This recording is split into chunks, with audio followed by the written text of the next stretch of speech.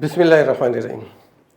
ناظرین، یہ چینل ویسے تو میڈیکل معلومات کے لیے مختص ہے، لیکن آج کی ویڈیو بنانے کا مقصد ہے وہ ان نوجوانوں کے لیے ہے جو عموماً گلے شکوے کرتے ہیں کہ ہمیں ہماری نوکری ہماری تعلیم کے مطابق نہیں مل رہی، بہت ہی چھوٹے پیمانے پہ نوکری ملتی ہے، تو وہ کافی ڈس ہارٹ ہوتے ہیں، فرسٹریٹڈ ہوتے ہیں۔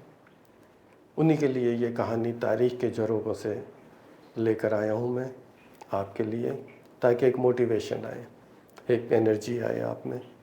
اور یہ کہانی ہے ایک ایسے لڑکے کی جو بحیثیت غلام آج سے 800 سال پہلے ترکستان کے شہر میں فروخت ہوتا ہے اور اپنی زندگی کا آغاز غلامی سے شروع کرتا ہے اور وہ ہندوستان کے بادشاہ تک پہنچتا ہے۔ یہ ایک AI جنریٹڈ پکچر ہے جسے ویڈیو بنایا کہ اس میں ایک لڑکا جسے فروخت کیا جا رہا ہے، اور اس لڑکے کو خریدنے والے اس وقت کے قاضی فخر الدین عبدالعزیز ہیں۔ انہوں نے لڑکے کو لیا اور اپنے گھر گئے اور اپنے بچوں کے ساتھ اس کی تربیت کی، یا غلام کی حیثیت سے نہیں، اور انہیں قرآن کی تعلیم دی۔ لیکن قاضی صاحب کے انتقال کے بعد قاضی صاحب کے لڑکوں نے اسے دوبارہ ایک قافلے کے ہاتھ فروخت کر دیا۔ وہ قافلہ جا رہا تھا افغانستان میں وہاں کے سلطان شہاب الدین محمد غوری نے انہیں خرید لیا اور اپنے گھوڑوں کے استبل میں اسے رکھ لیا۔ گھوڑوں کے استبل میں انہوں نے وہاں کی صفائی ستھرائی تو کی، لیکن ساتھ ہی ساتھ گھوڑوں پہ مہارت بھی حاصل کر لی، اور گھوڑوں پہ ایسی مہارت حاصل کی اور ایسی تیر اندازی سیکھی کہ بادشاہ کی نگاہوں میں آ گئے۔ بادشاہ نے انہیں اپنی فوج میں شامل کر لیا۔ ایک مرتبہ بادشاہ نے اپنے فوجیوں کو کچھ انعامات دیے تو سب فوجی یہ انعامات لے کر چلے گئے، لیکن قطب الدین ایبک نے وہ انعامات وہاں کے غریب لوگوں میں تقسیم کر دیے۔ یہ بات شہاب الدین محمد غوری کو بھا گئی اور انہوں نے کہا کہ یہ واقعی کوئی انسان ہے، اور انہوں نے اسے اپنی فوج کا جنرل بنا لیا اور پوسٹ کر دیا ہندوستان میں۔ ہندوستان پہ جب محمد غوری نے حملہ کیا تو پہلے حملے میں پرتھوی راج چوہان نے شکست دے دی، لیکن دوسرا حملہ 1 سال کے بعد پھر قطب الدین ایبک اور محمد غوری نے جنگی حکمت عملی طے کر کے جو کیا، تو پھر اس میں پرتھوی راج چوہان کو شکست ہو گئی۔ پرتھوی راج چوہان کی شکست کے بعد پھر یہاں پر قطب الدین ایبک کافی مشہور ہو گئے تھے اور کافی انہوں نے اپنی بہادری کے جلوے دکھائے تھے۔ اس کے بعد 1206 میں شہاب الدین غوری شام کی نماز پڑھ رہے تھے تو ان کو کسی نے قتل کر دیا نماز پڑھتے ہوئے۔ محمد غوری کے انتقال کے بعد پھر ان کے بھتیجے غیاث الدین محمود نے وہاں کی حکومت سنبھالی، اور یہاں پر پھر قطب الدین ایبک کو کہا کہ تم لاہور اور دہلی کو سنبھالو، اور یہاں پھر ایک مسلم سلطنت کی بنیاد رکھی قطب الدین ایبک نے۔ ناظرین، قطب الدین ایبک نے پھر بادشاہ بن کر یہاں پر ترقیاتی کام کیے، دوسری جنگیں بھی لڑی، مخالفت بھی ہوئی، اس کا ذکر بھی آپ کو تاریخ میں ملے گا، لیکن جن گھوڑوں پہ اسے دسترس حاصل تھی، جن گھوڑوں کو یہ کنٹرول کرتے تھے، جن پہ بیٹھ کے تیر اندازی کرتے تھے، تلوار لڑتے تھے، انہی گھوڑوں پر ایک مرتبہ بیٹھ کر کھیل کھیل رہے تھے جسے آج کل پولو کہتے ہیں، وہیں پر گرے، زخمی ہوئے اور انتقال کر گئے 1210 میں۔ 4 سال حکومت کی۔ اس کے بعد ایک بادشاہ اور آئے آرام شاہ، لیکن وہ بہت ہی آرام پسند تھے، انہیں ہٹا کر پھر قطب الدین کے وہی خرید کیے ہوئے غلام جنہیں اپنا داماد بنایا تھا، التتمش، تاریخ میں بہت بڑا نام ہے، انہوں نے پھر حکومت کی اور بڑی جاندار حکومت کی۔ ان کے جانے کے بعد پھر ایک اور بادشاہ بنے، لیکن وہ بھی کامیاب نہیں ہوئے۔ پھر قطب الدین ایبک کی نوازی اور التتمش کی بیٹی رضیہ سلطانہ، جی نام سنا ہوگا آپ نے، انہوں نے پھر حکومت کی۔ رضیہ سلطانہ کے بعد پھر یہاں پہ غیاث الدین بلبن اور ایک مملوک دور کا آغاز، اور یہ چلتا رہا دور۔ नाज़रीन, कुतुबुद्दीन ऐबक के बादशाह से जो सिलसिला चला है तो फिर यह सिलसिला थमा नहीं। फिर यहाँ पर खिलजी दौर भी आया, तुगलक दौर भी आया, सैयद दौर भी आया और आखिर में फिर लोधी हुक्मरान आए और लोधियों को शिकस्त दी फिर बाबर ने, ज़हीरुद्दीन बाबर ने। फिर 300 साल मुग़लिया दौर और फिर मुग़लिया दौर के बाद फिर 1857 में अंग्रेज़ों का दौर और 1857 से 1947 तक अंग्रेज़ों का दौर और फिर पाकिस्तान आज़ाद और हिंदुस्तान आज़ाद। उसके बाद की तारीख़ आपके इल्म में है।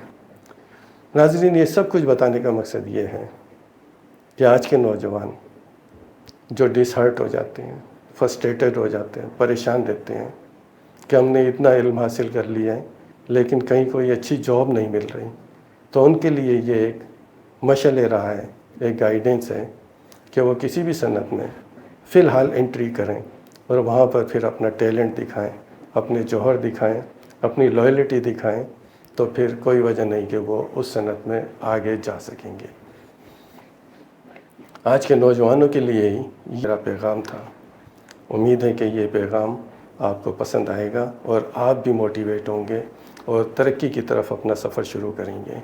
चूँकि इसमें नौजवानों के लिए एक पैगाम था, इसीलिए आज आपको ज़हमत दी थी कि मेडिकल और सेहत से हट के भी कोई प्रोग्राम आपसे शेयर किया जाए जो कि आपके लिए बेहद मुफीद हो। अब मैं कितना कामयाब हुआ हूँ ये बताने में, ये आप कमेंट्स में बता दीजिएगा। अब हम अपना सफ़र शुरू करते हैं लाहौर में। लाहौर में हमारे रिश्तेदार हैं, कज़न्स हैं और बहुत प्यार करने वाले हैं और इनकी इल्मी मालूमात भी तारीख़ के बारे में बहुत हैं, रियाज़ भाई। इनके साथ हम अपना सफ़र शुरू करते हैं कसूर रोड गुलाब देवी हॉस्पिटल से और इस सफ़र को साथ आप हमारे हम सफ़र बनिएगा और पहुँचेंगे हम कुतुबुद्दीन ऐबक के मज़ार तक।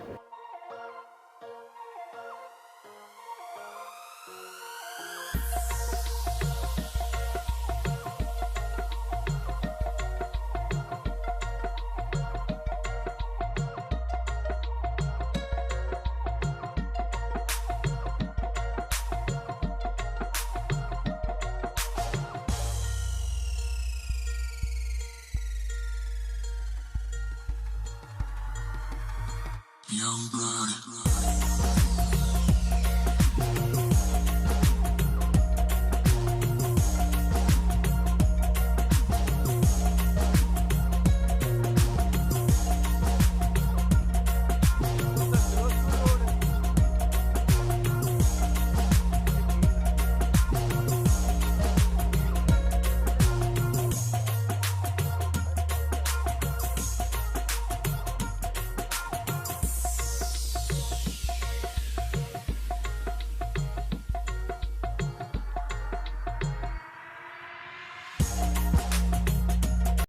नाज़रीन, ये एक यादगार चौक है लाहौर में, जहाँ 23 मार्च 1931 को आज़ादी के हीरो भगत सिंह को फांसी दी गई थी।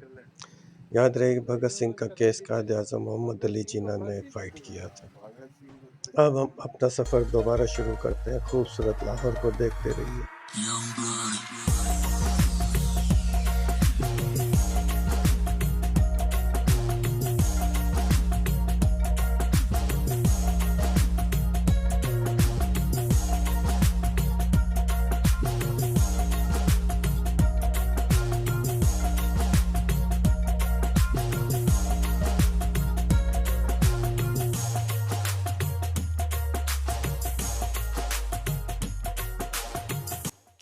नाज़रीन, अगर दरख्त की अहमियत जानना हो लाहौर वालों से तो इस दरख्त को देखें। काफ़ी पुराना दरख्त है और इसे काटा नहीं गया। ये रोड काफ़ी इसने तकरीबन 5 फुट के करीब घेर लिया है, लेकिन दरख्त अपनी जगह कायम रखा गया है। तो यहाँ पर ड्राइविंग एहतियात से की जाए और दरख्तों से मोहब्बत कायम रखी जाए।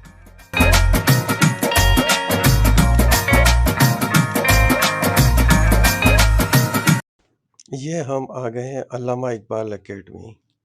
नाज़रीन, कुछ लोग अल्लामा इकबाल का मुकाबला करना चाहते हैं।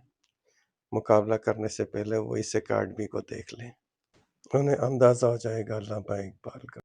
اور اب ہم پہنچنے والے ہیں بادشاہوں کے بادشاہ، سب سے پہلے مسلم بادشاہ قطب الدین ایبک۔ ان کا یہ مقبرہ لاہور انارکلی بازار میں ہے۔ یعنی لاہور کے علم میں بھی نہیں ہوگا کہ قطب الدین ایبک ہندوستان کے سب سے پہلے مسلم بادشاہ تھے۔ ان کی کہانی آپ سن چکے ہیں، اور یہ مقبرہ یہاں پر ہے، جہاں آ کر سیکھیں کہ ایک غلام بادشاہ کس طرح بنتا ہے۔ اور ترکستان سے سفر شروع کرنے والے قطب الدین ایبک، جنہوں نے ایک غلام کی حیثیت سے اپنا سفر شروع کیا تھا 800 سال پہلے، اور آج ان کا یہ مقبرہ آپ دیکھ رہے ہیں لاہور انارکلی بازار میں۔ یہ آ گئے ہم اندر، قطب الدین ایبک۔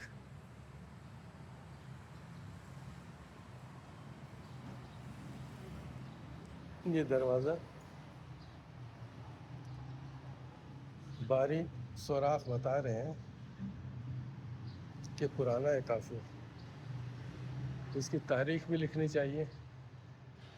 دوسرا، ہم جو ہے نا عمارتیں جو ہے وہ ہیریٹیج والے اتنا خیال نہیں رکھتے۔ اب یہ جو تار گیا ہے نا، یہ تار انتہائی عجیب طریقے سے جا کے اور بڑا بے ہنگم سا جوڑ لگا کے ایک لائٹ لگائی ہے۔ ڈوم پہ کلی کی اور اس کی ضرورت ہے۔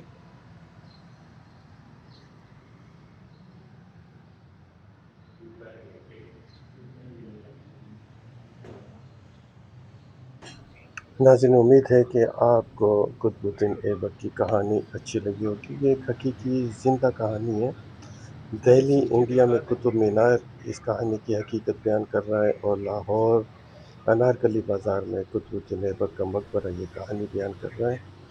تو وہ نوجوان جو مستقبل سے پریشان ہیں، مایوس ہیں، ایک مرتبہ یہاں آ کے قطب الدین ایبک سے پوچھیں کہ کس طریقے سے غلامی کا سفر ایک بادشاہ تک پہنچتا ہے۔ بس یہی راز یہاں سے لے جائیں اور اپنی زندگی ہم ایک ایسی لوکیشن میں آ گئے اللہ حافظ۔